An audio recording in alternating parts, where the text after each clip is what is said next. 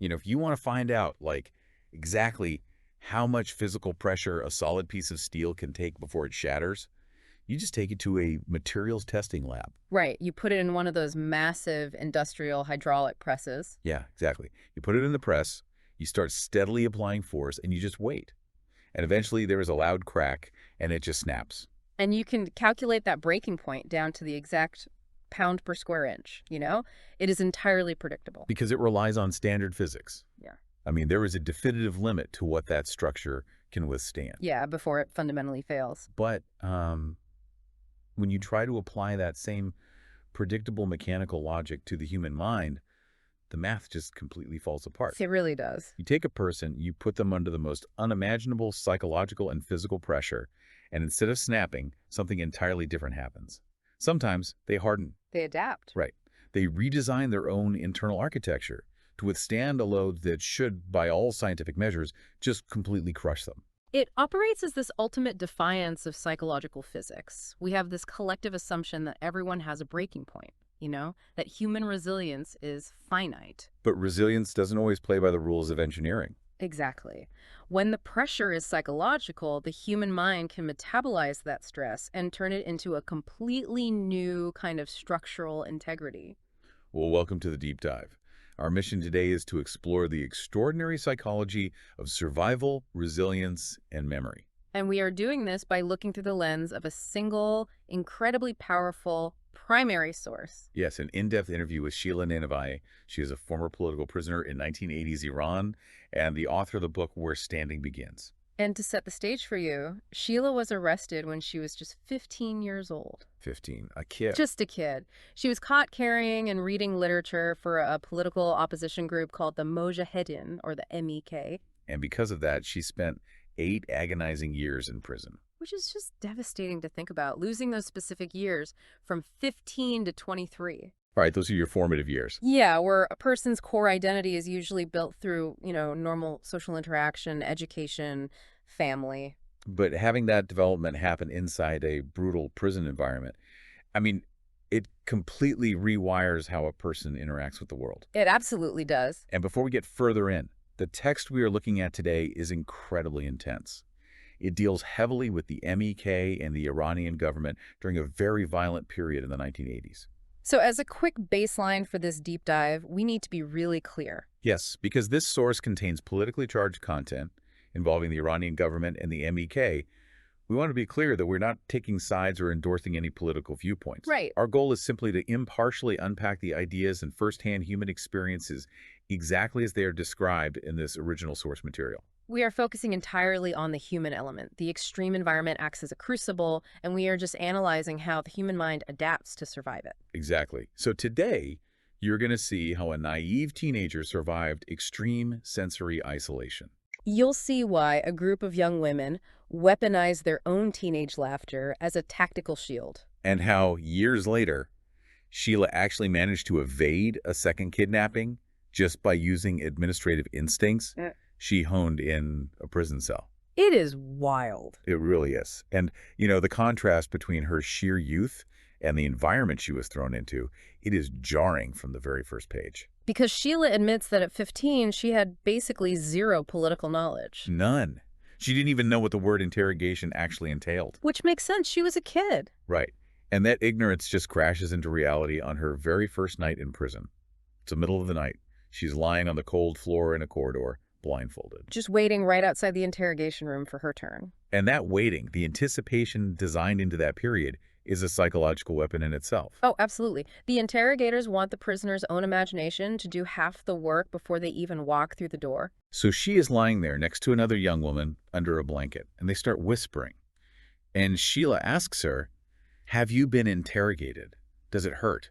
Just a heartbreakingly naive question. Right. And this young woman just tells Sheila to lift her blindfold a little bit and look at her feet. Oh, wow. Yeah. Sheila looks, and the woman's feet are heavily swollen. They are wrapped in these crude bandages, and they are actively bleeding from the beatings. It is a brutal, immediate visual of what is about to happen to her. It shatters any illusion Sheila might have had about the process. She's staring directly at her immediate future. But it is what the older woman says next that is so crucial. Yes, This lays the absolute foundation for Sheila's entire survival strategy. The woman tells her that the physical pain, the beaten feet, the agony, it lasts a day, maybe a month. But the resistance, that remains forever. Exactly. She says that resistance is what allows you to actually live the rest of your life without a guilty conscience. Which is profound. It is. Okay, let's unpack this because it sounds like an extreme emotional investment to me. How do you mean? Well, she's essentially being told to trade unimaginable, guaranteed short-term physical agony for long-term psychological survival. Like, is courage in this scenario just the absence of fear? Or is it something more complex, like fear with a much longer-term perspective? What's fascinating here is that it is entirely the latter. It requires a profound cognitive override. A cognitive override. Yeah, because fear is a deeply ingrained evolutionary biological defense mechanism. It is designed to keep you alive by making you avoid physical damage. Right. You touch a hot stove, you pull your hand back. Exactly. So Sheila realizes very quickly that she isn't going to magically stop being afraid. The fear will always be there. But she makes a conscious executive decision to prioritize her humanity, her core identity, and her conscience over her immediate biological safety. She decides that betraying her conscience would destroy her identity. Yes. And that loss would be infinitely worse than the physical pain of the beatings. She isn't fearless. She is just managing a hierarchy of terrors, placing the death of her conscience above the pain of her body. A hierarchy of terrors. Wow. And once the interrogators realized that physical torture wasn't breaking the prisoner's core identity, they had to pivot. They realized they couldn't just break the body. Right, they had to redesign the environment itself to break the mind. And the source goes into chilling detail about this new architecture of isolation inside Gezal-Hezar prison. This was orchestrated by wardens like Hajdavood Rahmani and Lajavardi. They moved from physical brutality to psychological engineering. They started constructing environments that weaponized space and time against the prisoners. Literally weaponizing space. Yeah, like one of these places was called the residential unit, or Vahedi Maskuni. Prisoners there were forced to live 24/7 with their interrogators. Which means there was no cell to return to, no moment of respite. None. They were under constant psychological pressure, forced to write or perform acts against their will, day and night. But it gets even worse. It does. There was a place they called the grave, or resurrection, Gabro, or Giyamat. The captors took a former traditional gym, a Zorkana, and converted it into a horrific solitary confinement maze. Using chipboard panels. Yeah, these thin neopan panels, spaced only shoulder width apart. Prisoners were forced to sit between these boards, essentially boxed in. And if they moved, if they stretched a cramped leg, or if they tried to do any basic exercise, they were punished. Severely beaten. Even if they gave a subtle cough to signal someone else. They created a complete sensory void, because the brain requires constant sensory input and social feedback to maintain a grip on reality. So by locking them in shoulder-width boxes where movement is punished, they are starving the brain of stimuli. Exactly. Effectively burying them alive while they're still breathing. And on top of this sensory deprivation, you had the lineups. Right, the inspections. Yeah, the warden, Lajavardi, along with a group of masked men, would come in to inspect the prisoners. The prisoners were normally forced to wear shadors and be completely submissive. But during these lineups, they were forced to look up and show their full faces to these men. But the men's faces were completely hidden. Completely. Behind black cloth, with only their eyes showing, Sheila specifically compared these masked men to the Ku Klux Klan. That imagery is so striking. It really is. And you see these elaborate chipboard boxes and masked men, and it makes you realize standard beatings really weren't working. It feels like they were trying to attack the prisoners' social bonds rather than their physical bodies. They absolutely were. Were they trying to induce a specific kind of systemic terror? They were attacking the very mechanism that keeps humans sane in a crisis, which is load sharing. Load sharing. Yeah, humans are inherently social creatures. When we suffer as a group, we share the cognitive load of that trauma, and that is what makes it survivable. Okay, that makes sense. So the goal of the grave was total sensory and social deprivation. They wanted to isolate the individual from the collective so completely that the prisoner's mind would turn inward and begin to cannibalize itself. Oh, God, that is terrifying. And the masks serve a highly specific psychological purpose, too. Anonymity removes the human element from the oppressor. Because if the torturer is faceless, you can't reason with them. Right. The terror isn't just a single person you can try to understand or outsmart. The terror becomes the entire environment. It makes the power dynamic feel absolute, omnipresent, and inescapable. But if isolation and sensory deprivation were the captor's ultimate weapons, the prisoners had to find a way to maintain their connection at all costs. And they did. They really did. And the source highlights an incredible juxtaposition. Despite being in this architecturally designed nightmare, the entire first half of Sheila's book is filled with laughter. Laughter, joy, teenage jokes. It creates a massive cognitive dissonance for the reader. It really does. But psychologically, it is a brilliant counteroffensive. There's a story in the text about the endless nights. The prisoners were forced to stand barefoot outside in the freezing winter snow of Gezel-Hizar for 10 consecutive nights. 10 nights, barefoot in the snow. The cold was piercing straight to the bone.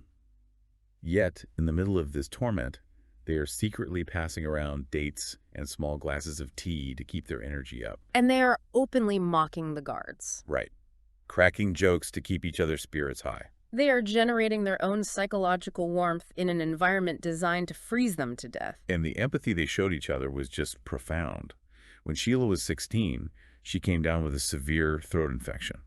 She was delirious, slipping in and out of consciousness, struggling to even swallow water. Just incredibly vulnerable. And a close friend of hers in the prison, named Rogeia, stayed awake for 3 days straight in their makeshift clinic, which was just an empty prayer room. 3 days without sleep. For 3 days, Rogeia sat there, massaging Sheila's feet in a basin of water and trying to feed her softened food. They were eventually separated, and Sheila never saw her again. But that memory became a cornerstone for her. And here's where it gets really interesting to me. This laughter and care, it doesn't read like just a passive coping mechanism. Oh, no, not at all. It feels like a tactical refusal to be broken, like a psychological immune response where they are actively weaponizing their own youth against the prison. That is precisely the mechanism at work. Under extreme, crushing environmental pressure, human groups generally do one of two things. They either fracture and turn on each other, or they fuse into an unbreakable unit. And these young women fused. They fused. By aggressively maintaining their joy and their empathy, they were actively rejecting the reality the prison was trying to force onto them. Because the captors want to reduce them to desperate animals fighting for individual survival. Exactly. But the prisoners' display of unwavering humanity actually frustrated the captors endlessly. It proved the captors' elaborate architecture of isolation was completely failing. Worse than failing, it highlighted the moral bankruptcy of the captors. Right. I mean, when a teenage girl is laughing with her friends while standing barefoot in the freezing snow, it strips the torturer of their power. It makes the captors look incredibly small. Small, petty, and pathetic. And the torturers are forced to recognize that moral defeat, even if they never admit it aloud. But, you know, as the years dragged on inside Gezel-Hizar, the environment grew darker. Mass executions began. A teenager's humor and solidarity can only shield a person for so long in the face of systematic death. Sheila needed a deeper anchor to survive the later years. And what's fascinating is she did not come from a religious or political family. Right. Yet inside the prison, she found a deeply personal, foundational faith. Because when the external physical world becomes entirely unendurable and out of your control, the human mind naturally seeks a higher internal framework to make sense of the suffering. So she started reading the Quran and the Nahj al-Balagha, which is a famous Islamic text containing sermons and letters that heavily emphasize endurance, justice, and holding on to one's principles in the face of tyranny. And she adopted a really specific core belief from that. She believed that God only tests people to their exact capacity. Therefore, if she was facing this horror, it meant she possessed the internal capacity to survive it. It's a reframing of the trauma. Yes. During her time in solitary confinement, she said she spoke to God as if he were sitting right next to her. She actually compared the experience to being a Sufi mystic retreating to a cave for enlightenment. That level of spiritual intimacy acts as a powerful psychological tether. It ensures that even in solitary confinement, she is never truly alone. She replaces the absent social bonds with the divine bond. But it wasn't always a peaceful, serene relationship. No, it was very dynamic. During her final arrest later on, she actually got into a metaphorical fight with God. She felt her limits had finally been breached, that the test was simply too hard. She did eventually reconcile with her faith, but it shows how active and tested this relationship was. And this anchor was tested most severely during the massacres of 1988. This was a period of unimaginable trauma where thousands were executed. An incredibly dark time. Yeah. And an older prisoner, a mother figure to the girls named Malihe Makari, gave them highly specific instructions. She told the girls not to cry. She commanded them to hold the tears in their hearts, turn them into anger, and use that anger against the enemy. Now, we often hear about the power of anger, but I have to wonder, does trauma actually build a sustainable foundation for survival? Or is the idea of weaponizing anger just a romanticized coping mechanism we use to make sense of horror? This raises an important question regarding how we process anger psychologically. Okay. Because uncontrolled reactive rage is destructive. It burns hot, it impairs judgment, and it eventually exhausts the person experiencing it. It's not sustainable. Exactly. But what Maliha was teaching those young women was how to actively metabolize their trauma into a highly focused, sustainable fuel. So Sheila's faith wasn't performative, it was an existential tool. Yes. She talks about how her fear didn't magically disappear over those 8 years. Instead, the fear leveled up. The things that terrified a naive 15-year-old simply didn't register the same way for a 20-year-old who had survived the grave. Precisely. The threshold for what caused panic moved drastically, and the anger she harnessed from surviving the massacres gave her a profound sense of purpose. It shifted her internal narrative. It did. From simply, I need to survive today, to I have a duty to survive so I can bear witness and expose what happened here. Right. That kind of metabolized, focused anger is structurally sound. It provides a dense psychological foundation you can actually build a life on. Which brings up the jarring reality of what happens when you take someone with that deeply internalized, hyper-adapted survival instinct and drop them back into the normal civilian world. The culture clash. It was immediate. Sheila was eventually released, and her parents had just returned from a trip to America. And they brought back simple souvenirs for the family. Right. They handed Sheila her gift, and she just started crying. Her father realized in that moment that the naive 15-year-old girl who had left their house was gone forever. She couldn't relate to the triviality of a souvenir anymore. It highlights the profound tragedy of surviving extreme trauma. You return to a world that expects you to seamlessly revert to the person you were before. But that original person was systematically dismantled and rebuilt. Yes. The civilian world feels alien because your entire nervous system is calibrated for a war zone. But that rebuilt nervous system, with its incredibly sharp instincts, is exactly what saved her life years later. During the chain murders. Yes, this was a dark period in Iran, a time of systematic extrajudicial killings of dissidents and intellectuals. And Sheila went to a passport office to try and get clearance to leave the country. But she was detained on the spot. The officials told her there was a specific note in her file instructing them to arrest her in handcuffs the moment she showed up. For a former political prisoner, that is a terrifying echo. The nightmare is suddenly rebooting. But because of her prison-honed instincts, she didn't freeze.